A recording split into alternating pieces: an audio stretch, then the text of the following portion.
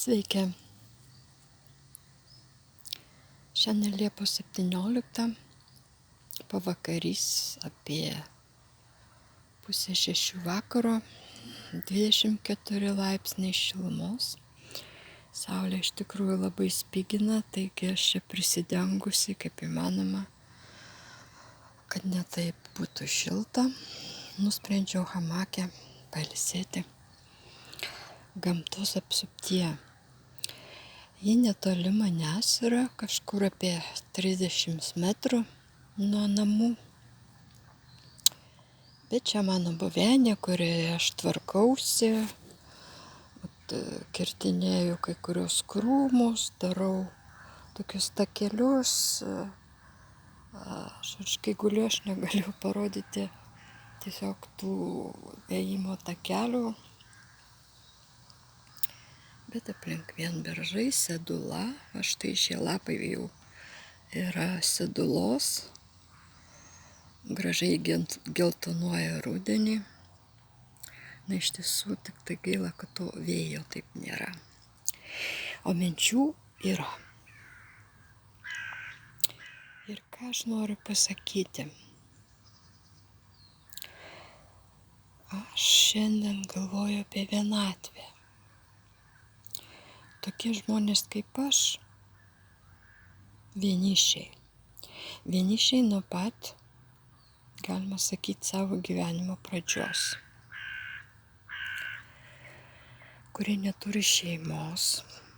Na, artimosios gal turi brolis, seseris. Bet jie per kažkokį gyvenimo lūžį yra perdegę, pasimoko ir daugiau nebenori turėti jokių ryšių su kitais žmonėmis ar jų pasitikėjimu. Tai nereiškia, kad toks žmogus atmeta visuomenės normas ar socialiai yra labai kažkoks tai negatyvus. Bet jis, pabūdamas kur nors tarp žmonių, grįžta į savo buveinę ir ten išjungia viską ir sėdi tyloje. Na, arba tiesiog guli, arba tiesiog kitaip relaksuoja, nes jam to reikia, jam reikia, kad harmonizuotųsi jo vidus. Tai nėra žmogaus silpnybė, kaip tik tai yra stiprybė. Ir tokie žmonės, kurie turi tokią ypatybę būti vieniši visą gyvenimą,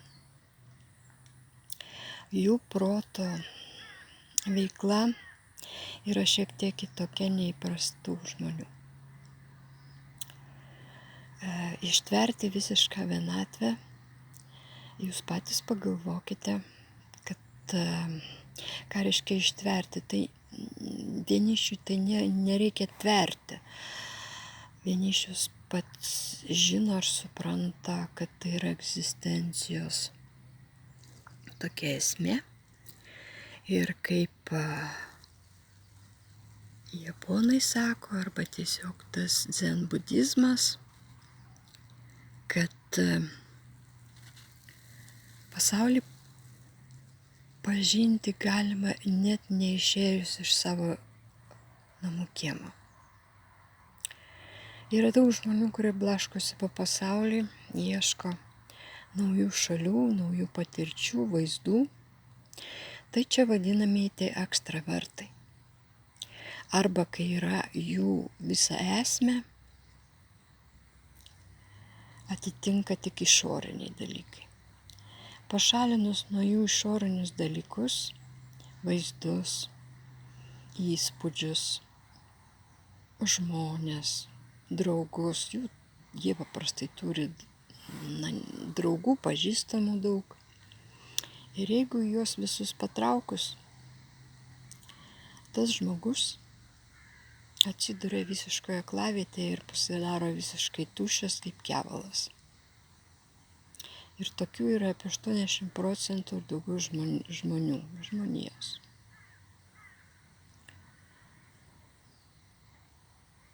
O turėtų būti faktiškai 50 ant 50, kad kažkas harmonizuotųsi pasaulyje.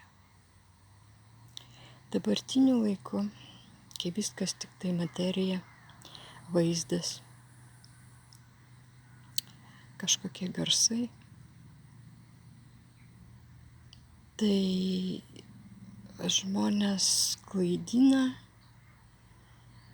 ir silpnesni žmonės negali atlaikyti tokio, nes jie dar savęs patys nežino. Jeigu kalbant apie jaunus žmonės, jaunuolius. Jie pakliuvo šiais laikais į labai didelius spąstus. Ir galiu pasakyti, kad ta ateitis jų labai nekokia. Labai sudėtinga bus surasti save, savo veiklą, planuoti savo šeimą, planuoti savo poreikius, pomėgius, nes išorinis pasaulis diktuos visiškai kitokius dalykus ir diktuoja. Tai degradacija. Bet vis tiek kišama, brukama, dedikuojama optimistinis vaizdas visur. Televizijose, reklamose,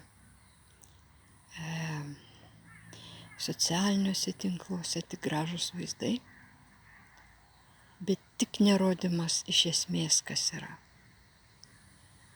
Retušuojama, dedami filtrai, šypsomasi, be reikalo ir visiškai nesuprantama dėl ko. Kažkokiame tai fone visą laiką kažkokie tai, paradoksiniai vaizdai, kurie nieko nesako, o sako tik tai viena, kad tie žmonės kevalai. Tik tai tie, kurie įsigilinę, tokie gal kaip aš jau turiu didelę gyvenimo patirtį, daug esu mačiusi, daug iškentėjusi, daug perpratusi, daug perskaičiusi, užsiiminėjusi ezoterinę praktiką, užsiiminėjusi filosofiją, gamtos dėsniais ir nuolatinėmis mintimis. Visą laiką mintis ir mintis, jos nevargina, o sustato visko į savo vietas. Ir tuomet darosi kažkaip tai visiškai aišku, kad yra du pasauliai. Čia, vietoje. Anie žmonės ir mes kaip tokie vieniši.